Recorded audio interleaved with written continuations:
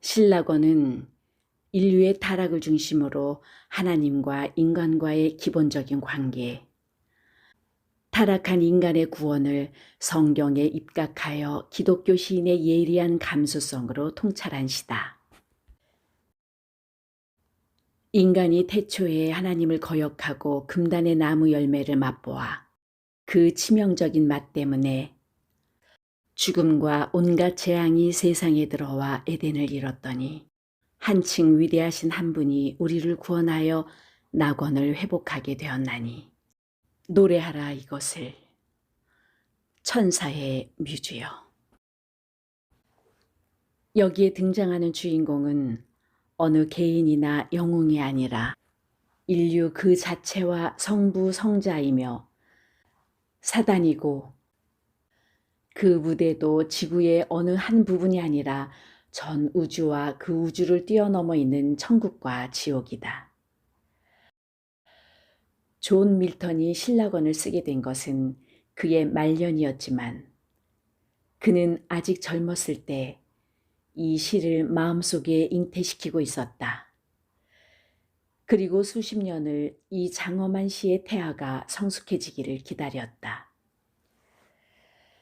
1608년 부유한 청교도 가정에 태어났던 그는 젊은 시절 아버지의 희망에 따라 영국 국교회의 성직자가 되기 위해 케임브리지 대학의 크라이스트 칼리지에 입학하여 그 성스러운 사명에 헌신을 다짐했었다. 그러나 대학 시절 당시 사분오열로 분열되었던 영국의 타락한 교회를 보고 성직자의 길을 포기하고 시로서 하나님을 찬양하겠다고 결심하고 시인으로서의 재능을 닫기 시작했다. 그가 성직자의 길을 버리고 시인의 길로 나아간 것은 하나님의 종으로서의 사명감을 저버렸기 때문이 아니라 오히려 더욱 그 사명감에 충실하고자 했기 때문이다. 비록 그는 교회 안에서 성직자로서 하나님을 섬기지는 않았으나 시인으로서 하나님을 높이고 섬기는 일에 일생을 헌신하였다. 그는 시인의 사명을 하나님의 전능하신 힘과 보좌를 찬양하고 하나님의 일과 교회에서 하나님의 높은 섭리로서 이루어지는 일들을 찬양하기 위하여 그 힘이 설교단과 함께 있어야 한다는 것이라고 믿었다. 그는 바로 이러한 사명감을 위해 시를 썼다. 그의 말년의 걸작들, 신라권, 복락원, 투사 삼손 등은 모두가 이러한 그의 사명감에서 나온 작품들이다. 밀턴은 대학을 졸업하고 아버지의 별장에서 사색과 독서에 몰두하는 한편 매일 새벽 5시경에 일어나 히브리어로 된 구약과 헬라어 신약을 읽으며 더욱더 순수한 청교도적 삶을 지향하게 되었다. 이미 실명된 후에 집필한 신라권의 내용 중에서 성경 구절들이 마치 모래 위에 깔린 무수한 사금파리처럼 눈부시게 반짝이는 것은 그가 이처럼 매일 성경을 정독해 읽고 묵상했던 습관의 열매이다.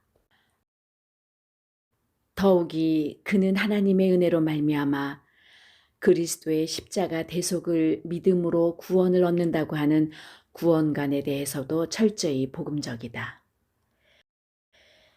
인간을 죽음에서 속하는 속량의 지불, 인간을 대신하는 그의 죽음, 생을 향수하는 자, 아무도 그것을 무시 못하고 그 은혜 받는다. 이 하나님의 행위는 그대의 단죄를 영원히 생을 잃고 죄에 죽어야 하는 죽음을 취소한다.